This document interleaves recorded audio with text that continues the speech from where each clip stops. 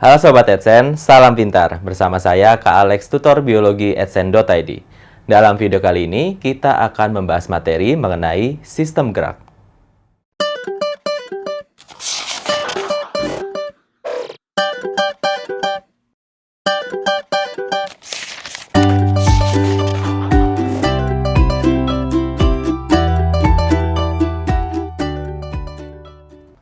Nah, Sobat Adsense, sekarang kita akan lanjutkan pembahasan mengenai sistem rangka, yaitu mengenai pembagian dan jenis-jenis tulang yang dapat kita temukan pada sistem rangka. Untuk sistem rangka sendiri, kita sudah bagi menjadi dua, yaitu rangka aksial atau sumbu tubuh dan rangka apendikuler. Nah, sekarang kita mulai dengan rangka aksial yang paling atas, yaitu area tengkorak. Oke ya. Jadi ini adalah gambar tengkoraknya, dihadapkan ke samping dan menghadap depan. Kemudian ini juga ada yang biasa dilupakan adalah tulang-tulang yang kita temukan di area dalam telinga kita. Dan ada satu tulang gitu ya, yang bentuknya seperti huruf U, yang posisinya agak di bawah dari si tengkorak. Kita akan tunjuk bagiannya satu persatu. Nah, pada dasarnya untuk ini gitu ya, kita bisa bagi bagian kepala gitu ya, dalam kurung kepala gitu ya, menjadi dua bagian, yaitu bagian tempurung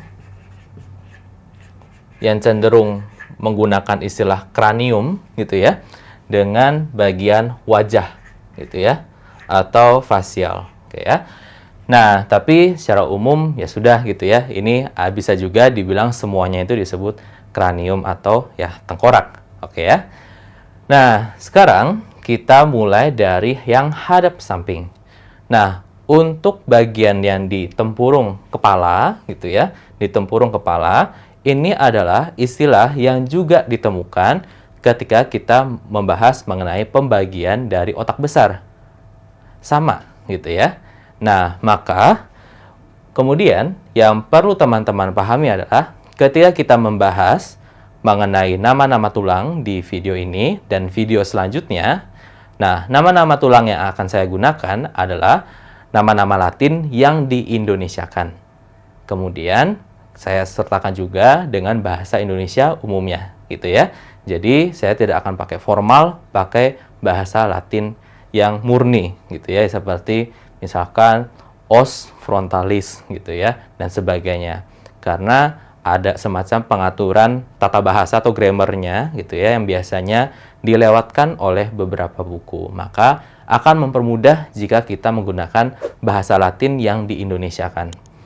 Nah, di sini gitu ya, biasanya nama-nama tulang itu kita pakai kata os gitu ya, mengacu pada tulang atau spesifiknya tulang keras atau tulang sejati. Oke ya. Nah, tapi di sini saya langsung ke namanya gitu ya. Teman-teman bisa menambahkan kata os atau tulang sendiri. Oke ya. Nah, kita mulai ya ke bagian tempurung. Nah, bagian tempurung ini, nah seperti yang teman-teman punya kepala gitu ya.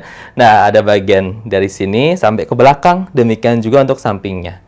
Nah, bagian yang paling depan gitu ya, yang bagian ini. Nah, ini adalah tulang frontalis gitu ya. Frontalis atau frontal juga nggak masalah gitu ya. Yaitu tulang dahi ya, atau ya bahasa yang lebih umumnya jidat ya kan ya. Nah, ini adalah tulang dahi. Nah, kemudian ke bagian atas, bagian sini gitu ya, adalah si ubun-ubun. Oke ya. Nah, ini disebut sebagai parietalis atau ubun-ubun. Kemudian ke arah belakang gitu ya, berarti ini adalah belakang kepala. Nah, belakang kepala namanya adalah occipitalis,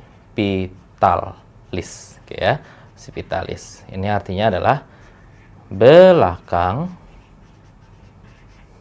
kepala. Oke. Nah, kita udah satu bidang ke sini ya kan ya. Berarti tinggal sampingnya. Sampingnya yang bagian sini kan ya, yang belum. Nah, ini saya tulis di sini ya. Nah, itu adalah temporalis. Nah, ini yang biasanya kita sebut sebagai tulang pelipis.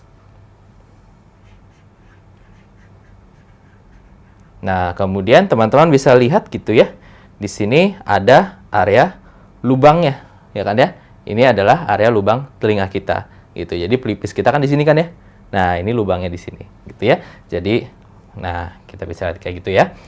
Oke, nah kemudian kita menuju ke area wajah. Nah, kita kerjakan yang samping dulu karena ada bagian yang agak sulit dilihat jika lihat yang pakai menghadap, gitu ya. Nah, bagian yang ini, gitu ya, yang merupakan transisi dari temporalis ke arah bagian wajah. Nah, di sini ada yang disebut sebagai tulang sphenoid. SPH gitu sphenoid. Oke ya. Nah, ini yang kita sebut sebagai tulang baji. Oke ya. Ini adalah tulang baji. Oke. Nah, kemudian nyambung gitu ya dari sphenoid sini ya. Mungkin kira-kira di sini ada lekukannya gitu ya. Nah, kemudian nyambung ke area sini. Gitu ya. Nah, berarti ini adalah tulang pipi ya kan ya. Tulang pipi. Nah, nama tulang pipi itu keren menurut saya gitu ya, karena pakai Z. Nah, jadi ini adalah tulang zigomatik. Oke ya, zigomatik atau tulang pipi. Nah, kemudian kita lanjutkan aja langsung ke bawah di sini ya, area mulut. Nah, di sini kita ada rahang atas dan rahang bawah gitu ya. Nah, di sini saya tunjuk yang kayak gini aja ya. Nah, ini untuk rahang atas. Itu adalah maksila. Ya, maksila ini adalah rahang atas.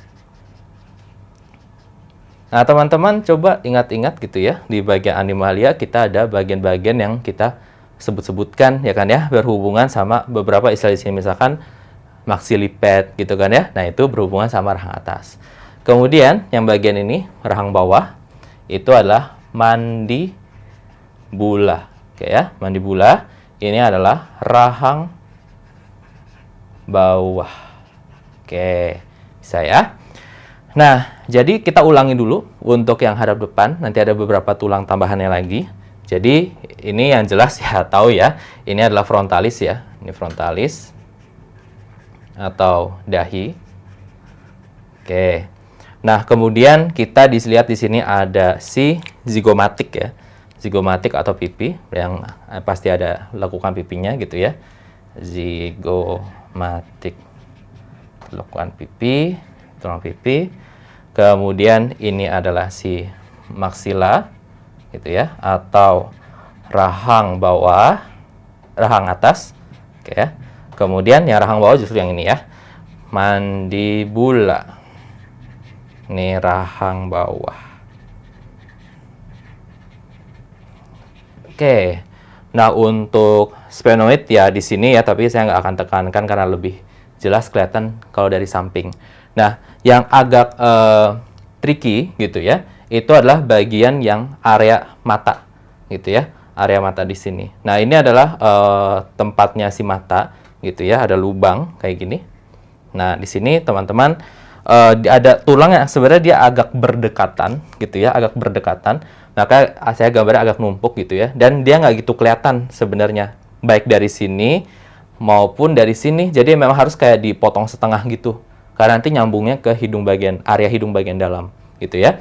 Nah, bagian yang ini gitu ya, bagian yang ini yang benar-benar lebih kena ke mata gitu ya, ini yang kita sebut sebagai tulang lakrimal ya. Lakrimal artinya apa? Artinya ini adalah tulang air mata ya, jelas ya, berarti posisinya dekat banget sama mata ya.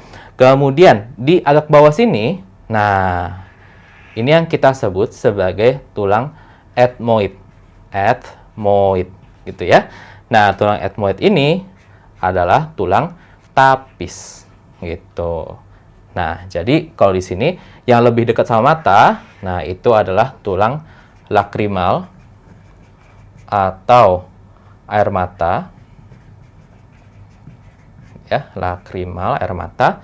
Dan yang agak sini gitu ya, ke bawah menuju ke arah hidung. Nah, itu adalah tulang ethmoid gitu ya, atau tulang tapis. Nah, kemudian kita udah bahas yang di area sini, kita bahas ke area hidung nih yang belum kita bahas.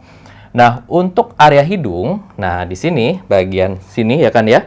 Nah, teman-teman di sini ada tulang kerasnya, sisanya ini tulang rawan gitu ya. Nah, ini adalah si tulang nasal gitu ya. Yang artinya ya memang tulang hidung gitu. Kemudian di sini ada sekat hidungnya ya kan ya. Sekat hidungnya. Nah, ini yang kita sebut, saya taruh sini ya. Nah, ini adalah septum nasal. Artinya adalah sekat hidung. Oke. Kemudian di sini teman-teman sadar gitu ya, kalau di area hidung di sini ada yang agak keras kan ya, yang ke arah ya masuk gitu ya. Nah, ini yang kita sebut sebagai kongka gitu ya. Kongka nasal, atau istilah bahasa Indonesia disebut karang hidung. Nah, ini yang mungkin kalau teman-teman pernah swab gitu ya untuk deteksi terinfeksi virus dari virus SARS-CoV-2 untuk COVID-19. Nah, swab mandiri itu tidak dianjurkan karena bisa saja teman-teman bisa salah persepsi kalau yang teman-teman swab itu sebenarnya bukan area belakang sini, kan mintanya di area belakang banget ya. Nah, bisa aja teman-teman ngerasa, oh ya udah mentok nih, padahal ini kenanya di area kongka saja, gitu ya. Maka hasilnya itu bisa rancu, gitu ya. Jadi ini yang kongka. Oke, kemudian ada satu tulang lagi yang nggak kelihatan di sini, gitu ya, karena posisinya ada di dalam mulut, gitu ya. Nah, yaitu saya tambahkan di bagian sini ya. Ada yang kita sebut sebagai tulang palatum, gitu ya. Palatum ini adalah tulang langit-langit, gitu ya, langit-langit mulut kita. Nih ya, yang bagian tahu ya, gitu ya, langit-langit kita. Nah, itu adalah si palatum. Nah, jadi ini adalah bagian-bagian yang bisa kita temukan, gitu ya, di tengkorak secara umum. Nah, kita lanjutkan ke arah yang lebih detail, gitu ya, yaitu khususnya, gitu ya, yang ada di telinga, oke ya. Nah, di area telinga, nah, kalau teman-teman ingat gitu ya, bahasan tentang indera pendengaran kita, nah, kita juga dapat menemukan tulang-tulang pendengaran. Oke, jadi yang ini, oke ini ya. Nah, ini yang kita sebut sebagai tulang-tulang pendengaran atau osikos. Oke ya. Nih, osikos.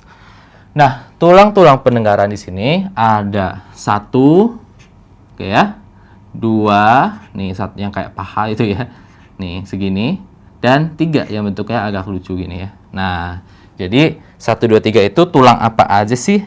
Nah, 1, 2, 3 itu saya biasanya pakai istilah mismalas. Teman-teman akan menemukan ini juga ketika kita sudah sampai pada sistem koordinasi, khususnya tentang sistem saraf ya. Nah, mismalas di sini adalah malleus, ini nama latinnya, incus, dan stapes. Ya. Nah, malas itu bahasa Indonesianya martil, landasan, dan sanggurdi. Oke ya. Nah, jadi ini adalah si tulang-tulang pendengaran ya, berurutan dari nomor 1, 2, dan 3. Malleus martil, incus landasan, stapes sanggurdi, mis malas. Oke ya. Nah, kemudian di sini yang terakhir itu ada tulang yang biasa dilupakan gitu ya. Nah, ini yang kita sebut sebagai tulang hyoid. Namanya aneh ya, gitu ya. Ini namanya tulang hyoid. Nah, tulang hyoid itu posisinya, nah ada di sekitar sini, di di bawah tengkorak gitu ya, tapi dekat di bagian sini. Nah, tujuannya apa sih tulang hyoid? Nah, tulang hyoid adalah tulang yang berbentuk seperti U. Nah, fungsinya di sini adalah untuk melekatkan, gitu ya. Melekatkan gitu ya, lidah, dan otot mulut gitu ya, sehingga dapat membantu saat kita menelan gitu ya, atau berbicara gitu. Jadi ya berkat ada tulang ini ya, si hyoid ini. Kalau teman-teman pikirnya kayak ya lidah sebenarnya nempel kemana ya, sebenarnya ke sini gitu ya. Nah, salah satunya ya. Nah, kemudian oh ya, tadi kita udah tahu ya hyoid itu fungsinya kira-kira seperti ini, dan bagaimana untuk si mismalas gitu ya, si tulang-tulang pendengaran. Nah, sekali lagi bahasannya sebenarnya lebih detail ketika kita udah sampai sistem indera gitu ya. Nah, tetapi untuk gambaran teman-teman, untuk fungsi dari ini adalah, nah, jadi pada dasarnya di sini ada gendang telinga ya namanya ya. Jadi dia akan menangkap gelombang suara gitu ya, kemudian dia akan ubah jadi getaran. Nah, getaran ini akan diteruskan dihantarkan gitu, menggunakan prinsip resonansi gitu ya. Ini getar gitu ya, si malleus getar, incus getar, stapes akan getar. Nah, getaran ini yang akan dirasakan oleh struktur yang ada di bagian telinga dalam gitu ya. Kalau teman-teman ingat ada yang namanya koklea gitu ya, atau yang namanya vestibulum gitu ya. Nah, itu untuk merasakan atau sebagai tempat reseptor suara dan keseimbangan. Nah, jadi bisa dari situ ya. Tapi yang pasti gitu ya, kalau mau ditanya simpelnya apa fungsinya, untuk meneruskan getaran.